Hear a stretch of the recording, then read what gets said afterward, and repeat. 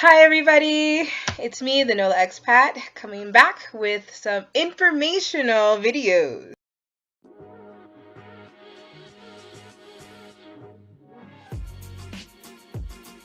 So it's been about 2 years since I've moved here to Korea, and I am currently living in Gangwon-do, and I am an EPIC teacher.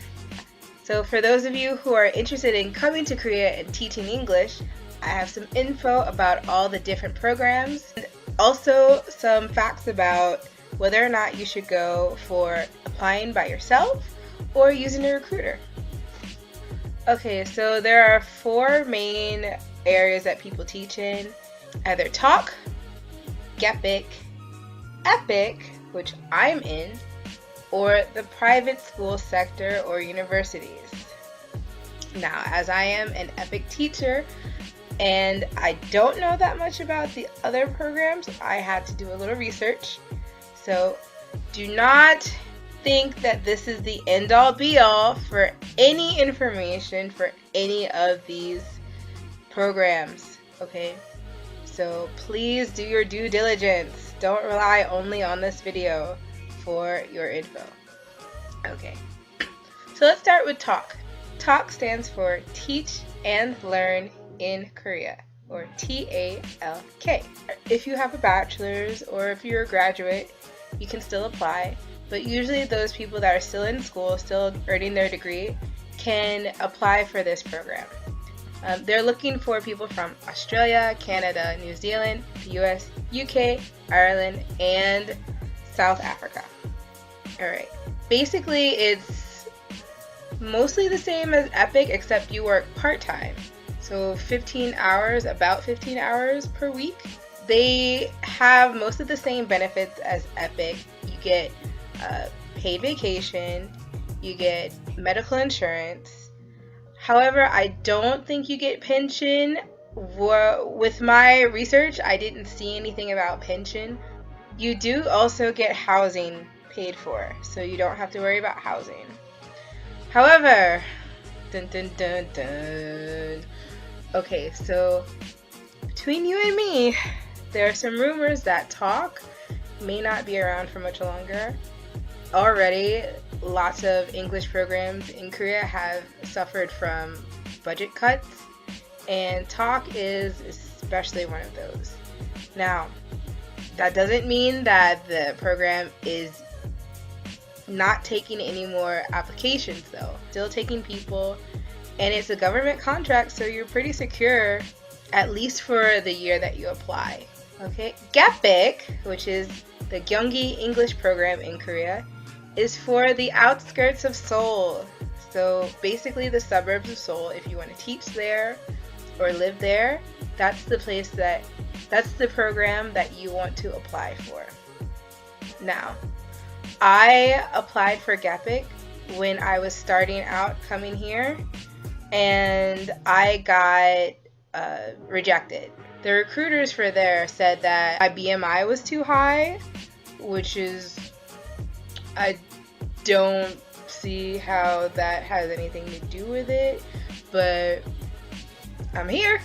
I'm still here, fat and fabulous. GEPIC didn't work out, thank God, because that seemed to be a blessing in disguise. But anyways, what GEPIC is looking for is most of the same as TALK. They want you to have a bachelor's degree. If not in English, then you can have a bachelor's degree in any field of study as long as you also have a TOEFL, TESOL, or CELTA certificate. Along with TALK, GEPIC, of course, has suffered some funding cuts, so there aren't as many positions for middle school and high school. Most of the positions offered are for elementary school, so you should be willing to teach younger children if you are looking to teach with GEPIC. These are also government contracts, and from their description on the Weebly website, most applicants that happen to be single white females will get hired. And this has a lot to do with, this is so hard to explain, Okay, so Gyeonggi-do, or Gyeonggi Province, is the province that surrounds Seoul, right? So these are the rich people. These are the people that have made all of their money in Seoul and now can move out of Seoul area and just have like these big houses, this nice lifestyle. These are the rich people. So for the most part. So they have a lot more say in who they want teaching their children. So first of all, let me say that I'm Black, I'm American female, and I'm here teaching in Korea. So you can get to Korea if you're not a white female. Don't worry about that. And they're also looking for people from Canada, New Zealand, US, UK, Ireland, and South Africa. Now, that's basically where they're going to look for everybody. The pay, I didn't see anything concrete on the website about the pay, but I'd have to imagine it's got to be about 2,000 or more per month, maybe. And I think it's a graded scale as well, kind of like Epic as well, where the longer you stay, the more experience you have, you get more money, something like that. And the hours seem to be the same. You work 22 hours a week. If you go over that with your contract, they have to pay you overtime. And an hour is actually designated as 45 minutes of class time for this program. I don't know if that's just an overall thing. Epic has 40 minutes for elementary school, 45 minutes for middle school, and then 50 minutes for high school. So I'm assuming that depending on where you're teaching, that hour can change. It says 22 hours, and that hour is designated as a 45-minute block of time. So that's what you would probably be teaching Monday through Friday. As of 2015, it seems that you get a studio apartment with this contract. That's a one-room apartment. 18 to 25 vacation days, which is amazing. However, I'm pretty sure that is up to the school to decide when you get to take that. Especially with Epic, you might not get all those days together in one go. It says you can only stay at one school, which is great. I wish that was the case for Epic. Next, Epic, the English program in Korea. That is the one that I am with. That is what I've been doing for the past 2 years and now into my 3rd year. For eligibility, it is basically the same as everything else. You would need and for talk as well, you would need a teaching certificate if you have it, or a bachelor's degree in English linguistics, English blah blah blah blah blah, or a bachelor's degree in any field, but with a TEFL certification or TESOL certification or CELTA certification. So the only exceptions to that, I believe, are Seoul and Busan. When you are applying to those specific programs, there is some difference with the necessary TEFL hours that you need, I believe, or there's something else that you have to have for your application. Like I said, don't quote me on like everything. You have to do your own research. So Epic also has a graded pay scale, which I believe begins at 2,000 a month and then ends at 2,700. You are capped at 2,700. You basically get everything that everyone else gets, but a little bit better. You get housing, which varies widely. It really just depends on where you live, honestly. Like, you could live in a city and get a one-room studio apartment, or you could live in the country and get like a huge house. It really just depends. And then also the quality of that living situation greatly varies. I'm living in a 2-bedroom apartment, technically a 2-bedroom, and it's got a bath and a kitchen, and The last apartment that I had was a 2-bedroom, but it was much smaller than this one that I have. And it's funny thing, it's in the same apartment complex. I only moved like maybe 50 feet away, not even. Your contract is also 22 hours. You may or may not fulfill those 22 hours, meaning that the way that schools are scheduled, you might actually be teaching less than 22 hours. It's just a thing that happens. It's not that big of a deal, but there's nothing you can really do about it. If the POE in your town or in your area is okay with it, then there's nothing you can really do. Usually, to get those 22 hours, you'll have to go to travel schools. Most of the time, you have more than just one school in the EPIC program.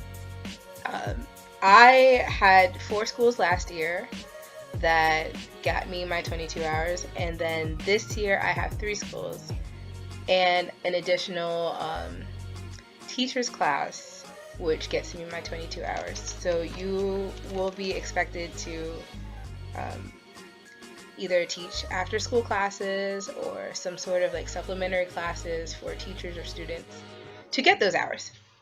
So, and then also with EPIC as well as with GAPIC, I suppose, the hour in this case is if you're in elementary school, 40-minute block of time. If you're in middle school, a 45-minute block of time. And if you're in high school, a 50-minute block of time. So those are your hours. You may have multiple schools, up to 4. Up to 4. I've never really heard of anyone having 5 schools. That's kind of crazy. 4 almost drove me crazy, and I had literally elementary, middle, and high school, and it was a lot. For your vacation days, you get 8 vacation days in the summer and 10 in the winter time. Now, if you renew, that means that the next year that you stay with the EPIC program, you will get an additional 5 days added to the closest vacation time that you have, which depending on your contract time. So like February contract people will get their days added to their summer, and like September people will get it added to winter. Also up to your school, if you want your days added to some other time, you need to talk to your school. Your school also can split your days. They don't have to give you 8 days concurrent. They don't have to give you 10 days concurrent. So just make sure you have a good relationship with your school and your principal and your vice principal and your co-teachers, because they can make or break your vacation. Country dwellers get an exceptional package because we get a rural allowance. Now that means that you have to live in a country-ish area, and it's got to be designated as country. Also, with your schools, having the rural allowance in a small town and then also having travel schools means that you get more money for your travel schools. So the first school is $100, and then any additional school is $50 each school. So just like an insider tip, if you want to make a lot of money, you should probably move to Gangwon-do. Private schools and universities. Now, this is the topic I don't know that much about. However, I do have a few friends that teach in private schools, or hagwons, that's what they call it. They also vary widely in scope of how they run their schools. The contracts are not through the government, they are with the schools and the individual. And I'm pretty sure that the pay scale depends on your experience. You do get paid much more at private schools and for universities. However, your vacations are crap. Like you get like 1 week in summer and 1 week in winter. And that's been the consensus that I've heard from most of my friends teaching. Another bad thing about private schools is when public schools are out of session and we get all the time to desk warm and basically like prepare lessons for school, you guys, private school, y'all are still in session. Y'all are still working. Even if it's like a red day, a holiday, a national holiday, you guys might not get that off. So you have to really weigh your pros and cons with what you want. If it's like you want to teach, but you want more time to do things and more time to travel, maybe a government contract in teaching would be a little bit better than private school teaching. So. And there's really no security in the private schools because there's still stories about, I showed up to school today and everything is closed, nobody's here, nobody will answer my phone calls. There's still like horror stories that go on like that. So you just have to be careful, do your research. Talk to other private school teachers. That's the best way to find out. If you need to hear how the school is, what the hours are like, what the contract is like, talk to these people. So we've gotten the programs out of the way. Now, should you apply on your own or should you use a recruiter? Well, I can tell you my story and you can judge for yourself what is best for you. Okay, so like I said before, I tried to apply to come and teach here with Gepic because I wanted to be in Seoul area. I wanted to be in a city because I did not know anything about the countryside of South Korea. And my idea was to go with several different recruiters because I had seen that you should talk to multiple recruiters and not just one. But you shouldn't let them know that you're talking to multiple recruiters just to better your chances of getting here. And for a while, it was 2014, it was about July, September that I started, and I was talking to recruiters and I would hear back from them like weeks later or not at all. And then I actually talked to Gepic and they had me send an application and all this stuff, and they asked for my BMI. And I was like, okay, whatever. So I gave them my BMI or whatever. And then it came back saying that I got rejected because of my BMI. I'm like, that's stupid. And I was like, that can't be right. So I talked to a bunch of people on different sites and stuff, like teaching sites, to ask them like what they thought, blah blah blah. And it just came down to apply by yourself to Epic. And I'm like, okay, yeah, sure, why not? But I wanted, the thing that I didn't like about Epic at first was you couldn't choose where you would want to go. You could tell them, hey, I want to go to Seoul, hey, I want to go to Busan, but it was never like 100% that you would go to those places. So I was kind of weary about that, but I still applied. And I did everything on my own, didn't use a recruiter. And so I got, I think, a response back saying that everything was cool and I should continue to turn in my documents.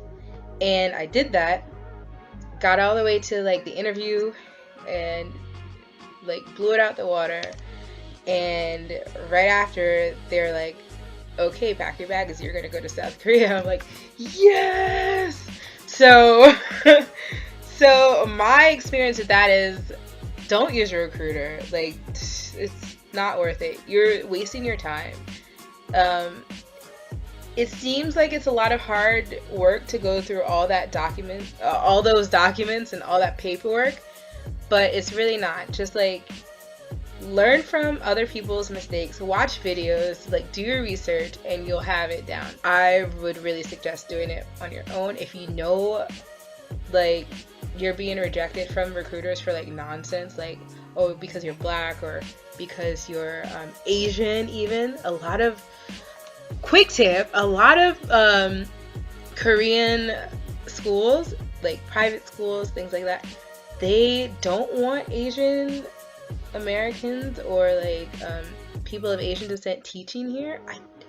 It's some just crazy like idea that they think that white people only speak English. But so like, so I did all that, I got through, and I'm definitely like happy with my decision. I would definitely say do it yourself. Come to Korea. Despite all the things that you might hear, you might be like second guessing, like, well, I don't know about the culture, I don't know anything about like what if I'm placed out in the boondocks, and like it's gonna be fine, like you'll be fine. Like I had no idea about anything about Kangwon-do. I had no idea about anything about Tibet. This is my third year here. Like I like it for the most part. It's far, it really is. It is far from, let's say, Busan or from Daegu or from Seoul, and that's like the main areas that I like to travel to. But it's gorgeous, and the people are great, and I have made so many connections with like people in City Hall, people in the Gyeoyukcheong, which is the education office. So I kind of like am happy that I kind of know like some people that are high up, but also like I have the best coordinator ever. Like I'm so blessed to have this coordinator. Like they put up with so much shit from us. So like thank you for putting up with all of our nonsense, coordinators. And that's all I have to say. Anyways, I'll have more informative videos for you guys coming soon. I hope to share all of my knowledge with you all.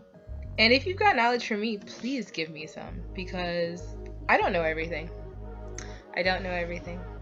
I only know what I know. And I want to help you know what I know. So, if you have any questions, email me. Link is in the description. Also, be courageous, be curious, but always be kind. Like this video, subscribe to my channel for more videos, and I'll see you next time. Bye! Good morning, people of YouTube, people of the interwebs. This morning I recorded a video, and the first part of it got cut off, or the phone died while I was recording. So you're going to see the second half of it. In this video this morning, I was talking about self-care, what I do to... Hi guys! It's been a while, hasn't it? And first of all, I am not in a jail cell. This is my apartment. It's my kitchen in the back and my washing machine.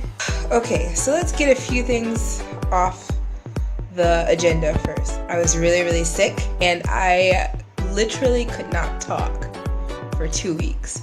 I had laryngitis and could literally not open my mouth or